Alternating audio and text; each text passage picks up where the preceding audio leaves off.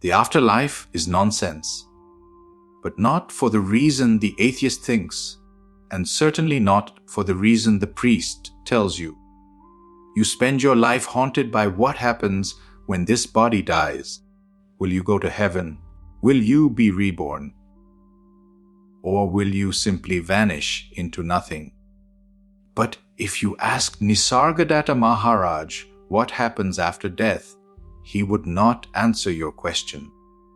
He would ask you something far more dangerous, a question that completely destroys the one asking it. For thousands of years, human beings have argued about what survives.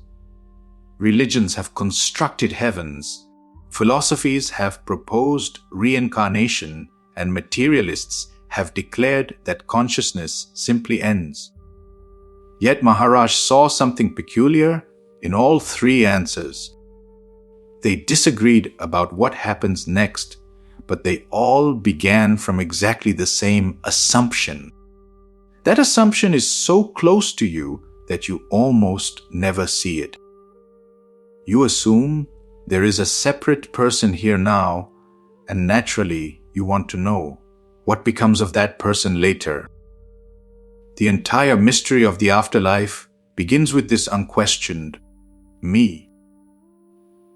But look carefully at the person you call yourself. Your body has changed. Your thoughts have changed. Your beliefs have changed. Your personality has changed. Even the memories through which you recognize yourself are incomplete and constantly being rewritten. Still, something in you says, "This is me. This is my life. I am the one who has been here all along." Maharaj asks you to examine that certainty before you build an eternity around it. Suppose tonight you dream that you are another person. In that dream you have a body, a family, possessions, fears, perhaps even a spiritual path. Someone tells you that one day your dream body will die, and you begin wondering what will happen afterward. Heaven, rebirth, nothingness. Inside the dream, the question feels enormous. Then you wake up. What happened to the dream person's afterlife? The question itself becomes absurd because you discover that the one whose future seemed so important was never what you truly were. The character appeared, lived, feared, and disappeared within you. Now Maharaj turns the same light toward the identity you presently call myself. This is the point where the mind becomes uncomfortable. It wanted spirituality to give it continuity. It wanted reassurance that its name, its loves, its memories, or at least some refined essence of itself would continue. Even the desire for reincarnation or heaven may secretly be the person asking reality to preserve it forever. But what if reality has no interest in preserving your story? The body appears in your awareness. Thoughts appear in your awareness. Memories appear in your awareness. The feeling of being a particular man or woman also appears in awareness. Everything you use to define yourself is something you can notice. So Maharaj's dangerous question finally becomes unavoidable.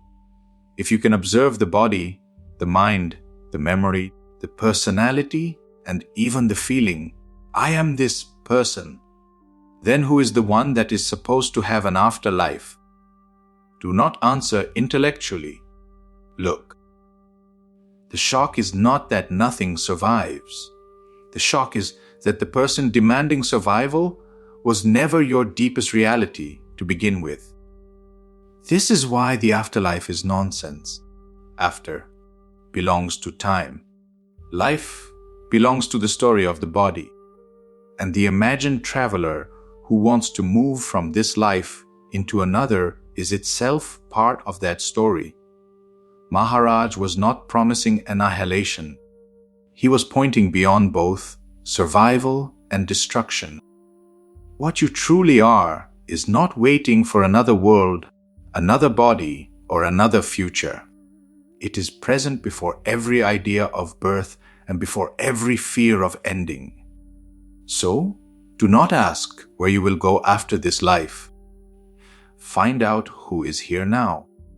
If that one is found to be only an appearance, then the question of afterlife does not get answered. It disappears.